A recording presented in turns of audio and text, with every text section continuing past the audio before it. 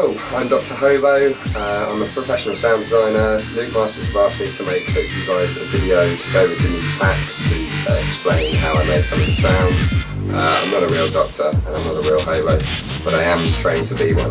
And when I'm not cutting through the testicles of dead old men to examine their insides, I'm doing this.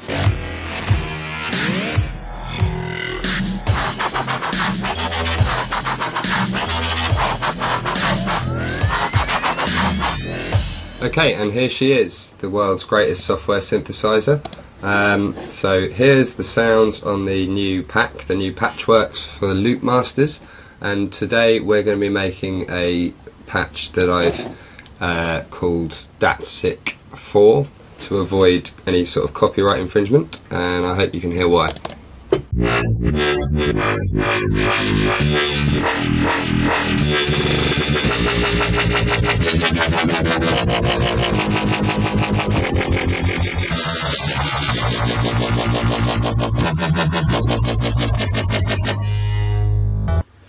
So there's some pretty nasty sounds in there with all these macro controls, and I'll show you what they do in a minute. And so yeah, let's go with that. So we're going to start with a new sound.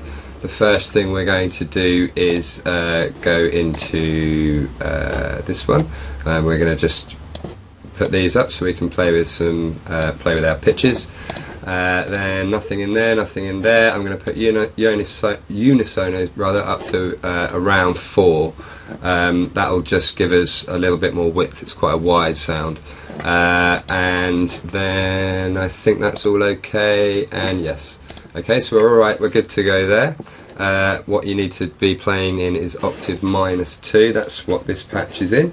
We're changing the pitch of this up 1 octave, this one up 1 octave, that's 12 semitones. This one is going up 2 octaves to 24 semitones, and then we're going to put all of the oscillators on.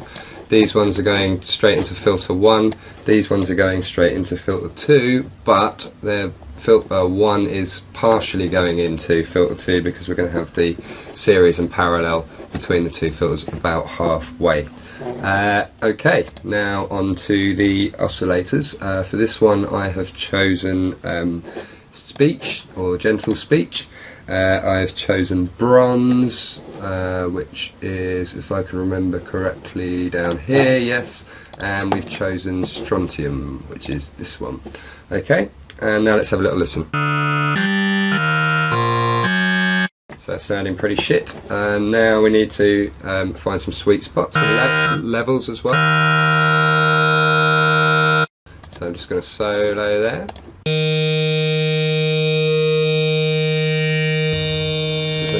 Nice sweep around there, and then on the bronze,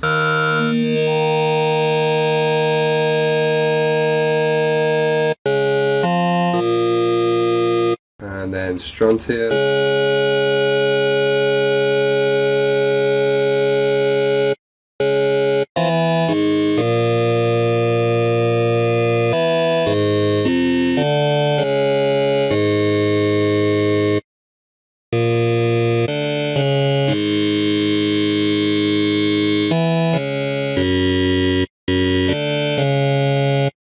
okay, now we're going to go to our modulation oscillator here and turn 1 on.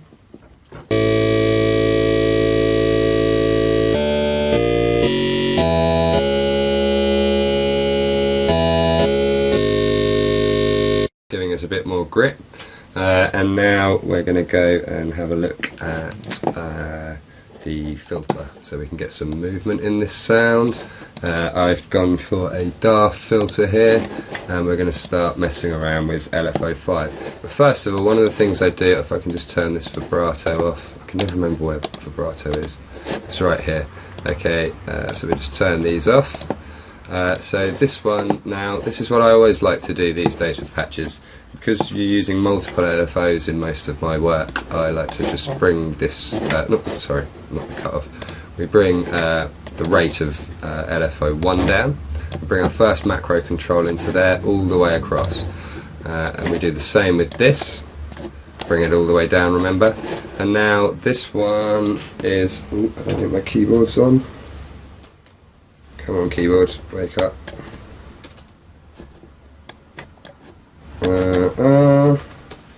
Rate, okay.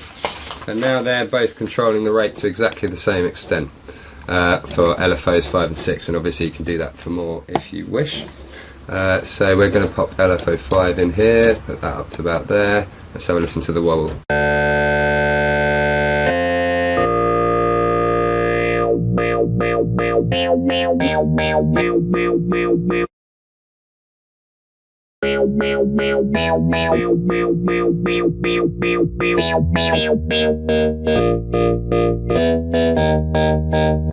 Okay, that's sounding a bit nicer, but we don't want to stop there with LFO 5. We want LFO 5 doing quite a lot in this patch here.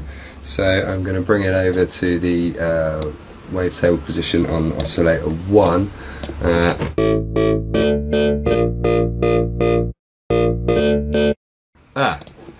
We're not there, are we?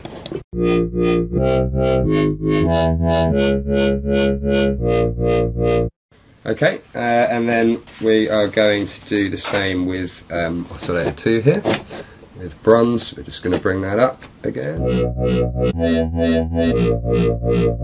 Actually, I think this one was backwards.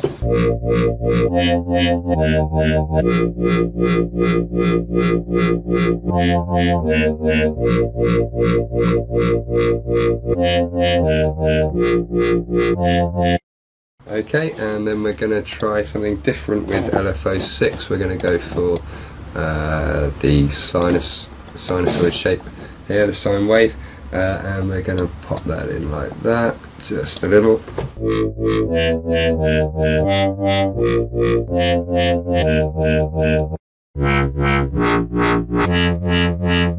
Change some of this modulation. I can't remember where they were, but I think I'm going to mess around with them with some of these macros in a bit. The macros are going to be actually completely different to the one in the original patch. I couldn't really be bothered to kind of copy it all again, so we're just going to experiment and see where we go.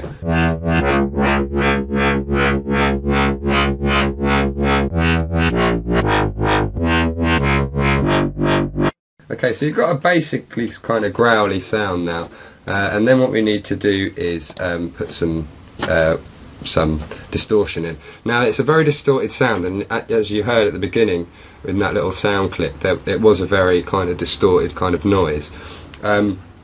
There's no external processing at all, no effects on anything you heard in that sound clip. It's all straight out of Massive.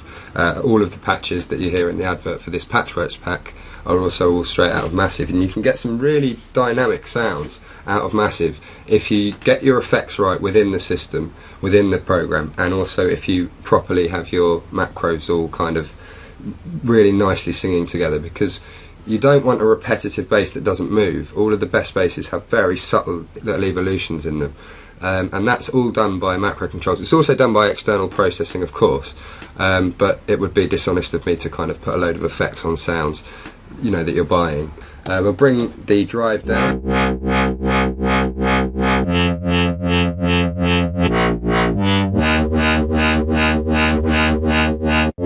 Okay, so that's giving it a nice bit of edge there that we can probably put some macros on and play with, but I'm just to accentuate what the macros do, I'm just gonna put one of these on here ever so slightly, so it brings out the kind of the grit of the distortion when the drive's fully up just at the top of the sound. So that's really nice. So let's go straight onto the effects. So we're going to start off with a small reverb. So we're just putting a tiny little bit of quite dense, I'm not really sure what density means with reverb, but anyway, well, I'm guessing it's just kind of very tight. So we're putting a small amount of fairly tight reverb on. We'll just tighten it up by bringing this.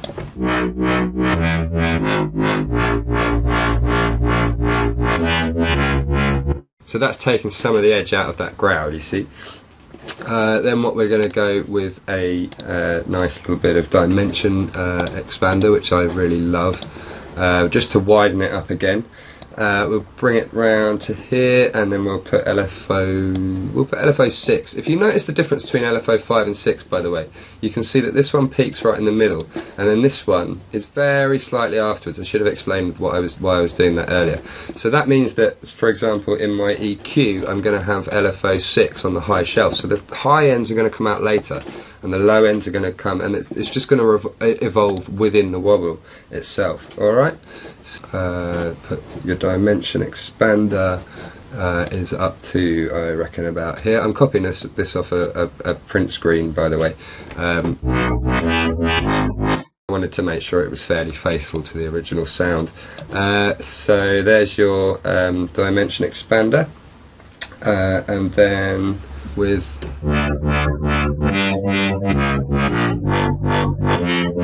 yeah, that's sounding pretty nice. I'll just turn it down a little bit so you don't have to wake your neighbours up.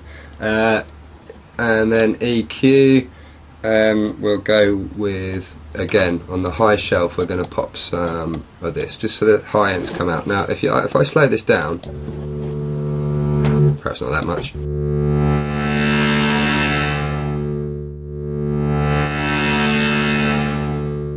You can hear the top ends just coming through at the end, real kind of zinging through, even if I move that further out. But you don't want them quite that far out, so we're going to go with here. So it's just the end of the sounds kind of exquisitely kind of coming out. It's really, really quite a nice technique, that one. I've put this frequency. This is a really important part of the process, just emphasising little frequencies. You can do this outside of massive, you can probably do it outside more accurately, but it's always best to get the best sound you can out of what you've already, out of the actual patch itself. So that would be boosting a frequency, this would be taking out a frequency. So I'm thinking that was a nice frequency, but we want to take one of them out. So the one I've taken out,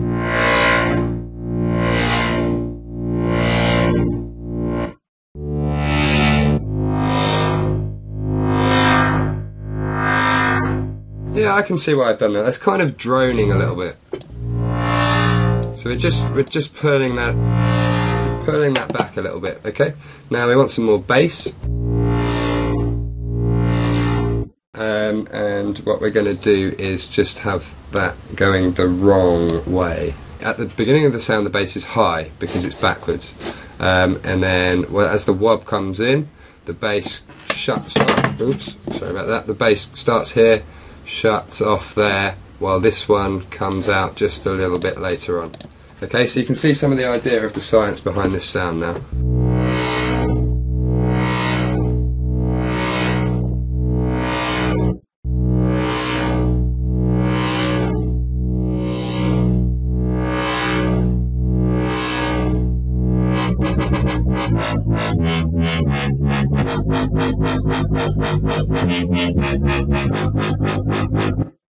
Okay, so